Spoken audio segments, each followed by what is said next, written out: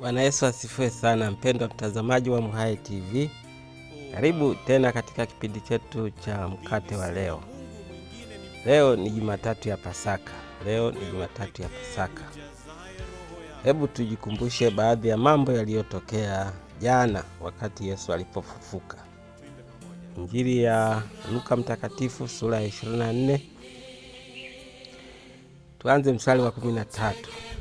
Na tazama, siku ile ile watu wawili miongoni mwao walikuwa wakienda kijiji kimoja. Ngoja nirudie tena. Na tazama, siku ile ile watu wawili miongoni mwao walikuwa wakienda kijiji kimoja, jina lake Emau, kilichokuwa mbali na Yerusalemu kama mwendo wa saa 2. Nao walikuwa wakizungumza wao kwa wao habari za mambo hayo yaliyotukia. Ikawa katika kuzungumza na kuulizana wao kwa wao, Yesu mwenyewe alikaribia akaandamana nao, macho yao yakafumbwa wasimtambue. Akawaambia, ni maneno gani haya mnayosemezana hivi mnapotembea? Wakasimama wamekunja nyuso zao. Akajibu mmoja wao, jina lake Kleopa, akamwambia, je, wewe peke yako mgeni katika Yerusalemu hata uyajui yaliyotokea humo siku hizi? Akawauliza, mambo gani? Wakamwambia, mambo ya Yesu wa Nazareti, aliyekuwa mtu nabii mwenye uwezo katika kutenda na kunena mbele za Mungu na watu wote. Tena jinsi wakuu wa makuhani na wakubwa wetu walivyomtia katika hukumu ya kufa, wakamsulubisha. Nasi tulikuwa tukitumaini ya kuwa yeye ndiye atakayewakomboa Israeli. Zaidi ya hayo yote, leo ni siku ya 3 tangu yalipotendeka mambo haya. Tena wanawake kadha wa kadha wa kwetu walitusitusha, waliokwenda kaburini asubuhi na mapema wasiuone mwili wake. Wakaja wakasema ya kwamba wametokewa na malaika waliosema kwamba yu hai. Wengine waliokuwa pamoja nasi walikwenda kaburini wakaona vivyo hivyo kama wale wanawake walivyosema, ila yeye hawakumuona. Akawaambia, enyi msiofahamu, wenye mioyo mizito ya kuamini yote yaliyosemwa na manabii. Je, haikumpasa Kristo kupata mateso haya na kuingia katika utukufu wake? Akaanza kutoka Musa na manabii wote, akawaeleza katika maandiko yote mambo yaliyomhusu yeye mwenyewe. Wakakikaribia kile kijiji walichokuwa wakienda, naye akilifanya kama anataka kuendelea mbele.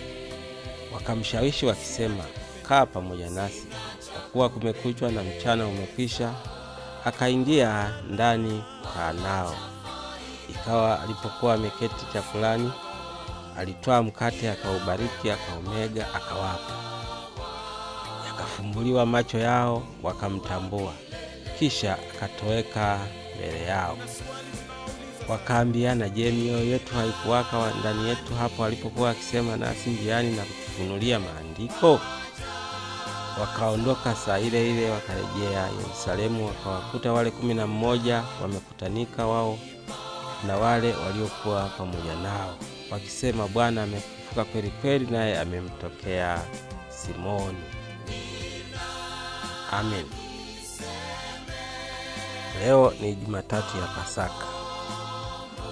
Kwa kuwa tumesikia habari hii, Yesu alipofufuka siku ile, jioni yake akawa anatembea huku na kule.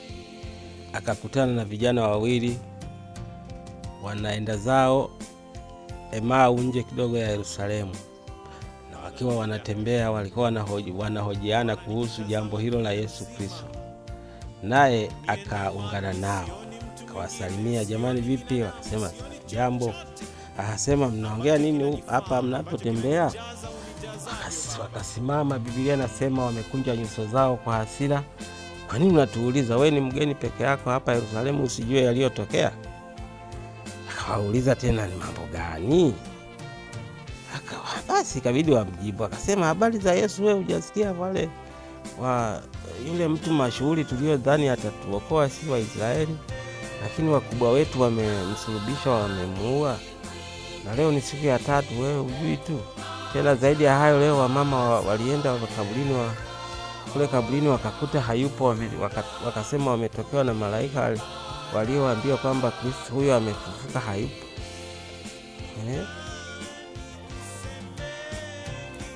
Sasa Yesu akawaambia, ninyi ni watu ajabu ambao hamtaki kuzingatia yaliyoandikwa na manabii. Ninyi ni watu wa ajabu usiozingatia yaliyoandikwa na manabii. Basi akaanza kuambia sasa. Yesu mwenyewe kaeleza jinsi ilivyo. Sasa alipokuwa akieleza, basi wakafika pale Emau, na wakati huo jua lilikuwa linaenda kuchwea.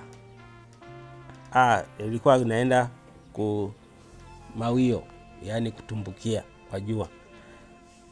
Sasa ndipo wakamwambia, tafadhali bwana, wewe tunajua hapa ni mgeni, sasa unaenda wapi? Kaa na sisi hapa basi, asubuhi utaendelea na safari yako.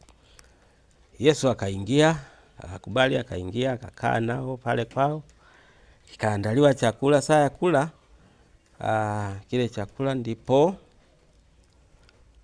wakamkaribisha kweli. Akachukua mkate, akabariki, akaumega, kaanza kula. Ghafla macho yao yakafumbuka, wakamtambua kwamba ni Yesu, naye akatoka pale pale ghafla, naye akatoweka mbele yao saa ile ile kwa miujiza, akaondoka akatoweka pale ghafla. Na wao akasema, imekuwaje huyu bwana? Mbona ndio mwenyewe? Mbona ndio mwenyewe? Imekuwaje? Akili yetu ilikuwa wapi wakati anaongea na sisi? Biblia inasema wakaacha hata kula, wakaondoka zao, wakarudi Yerusalemu, wakaenda kuwaeleza wanafunzi kwamba kweli Yesu amefufuka. Sasa jambo muhimu hapa ni gani katika habari hii? Jambo muhimu, mpendwa, hawa wandugu walimkaribisha Yesu kula nao, na walipokuwa wakila, Biblia inasema macho yao yakafumbuliwa. Na mimi nikwambie, ukimkaribisha Yesu atafumbua macho yako. Usiache kukaribisha wageni, usiwache kuwapa watu vitu, macho yako yatafumbuka. Utaanza kuona fursa. Je, unataka kuona fursa? Je, unataka kuona mambo ambayo hujawahi kuyaona? Je, unataka kuona mambo yakikuendea vizuri? Wakaribishe watu, ule nao. Katika Pasaka hii jitahidi kula na mtu hata walau mmoja. Mpe chakula ale, chenye kutoka kwenye nguvu zako au kwenye fedha zako. Macho yako yatafumbuka. Utaanza kuona fursa. Maana yake Mungu atabariki maisha yako na kuanza kuona fursa. Atabariki biashara yako, itaanza kwenda vizuri. Atabariki kazi ya mikono yako, atakubariki. Jitahidi sana sikukuu hii isipite bila kumpa mtu chochote kitu. Hawa ndugu walipompa Yesu Kristo chakula chao, macho yao yakafumbuliwa, wakamtambua. Je, unataka kumuona Yesu kwenye maisha yako? Wape watu vitu. Biblia inasema, Yesu alisema, wapeni watu vitu nanyi mtapewa. Je, huoni kwamba kuwapa watu vitu kunakupa kupokea tena? Wapeni watu vitu nanyi mtapewa. Unataka kupewa nini? Unataka kupewa fursa? Unataka kubarikiwa? Unataka upone? Unataka jambo gani lifanyike kwenye maisha yako? Wapeni watu vitu nanyi mtapewa kipimo cha kujaa na kushindiliwa, aliyasema Yesu. Pendwa mtazamaji wangu wa MHAE TV na wa kipindi hiki cha mkate wa leo, nikuombe usiache kufanya jambo kwenye sikukuu hii. Mfanyie mtu mmoja kitu fulani. Fanya chochote, hata kama ni kidogo, lakini fanya. Tafuta mtu mmoja, mpe kitu fulani, mfanyie jambo fulani, na kuambia Mungu atakubariki hujawahi kuona. Macho yako yatafumbuliwa. Maana yake ufahamu wako utatokeza, ufahamu wako na mambo yaliyokuwa yakikushinda yatakaa sawa.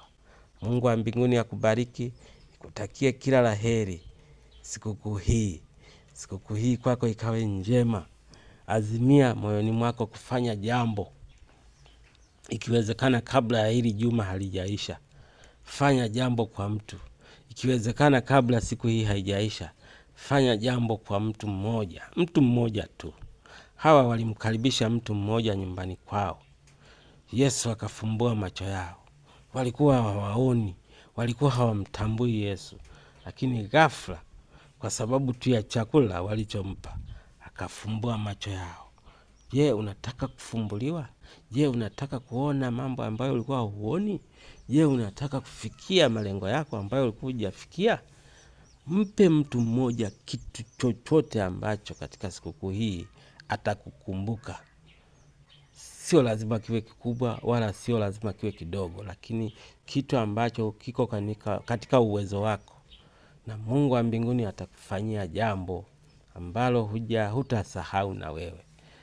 Nikutakie Pasaka njema, nikutakie mapumziko mema, na tukutane tena katika kipindi kijacho.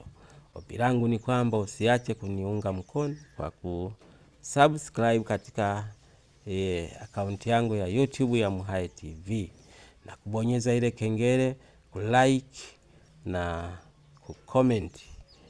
Mungu wa mbinguni akubariki, na usiache kufanya haya niliyokushauri, utaona matokeo yake. Katika jina lake Mungu Baba, Mwana na Roho Mtakatifu, barikiwe sana. Amen.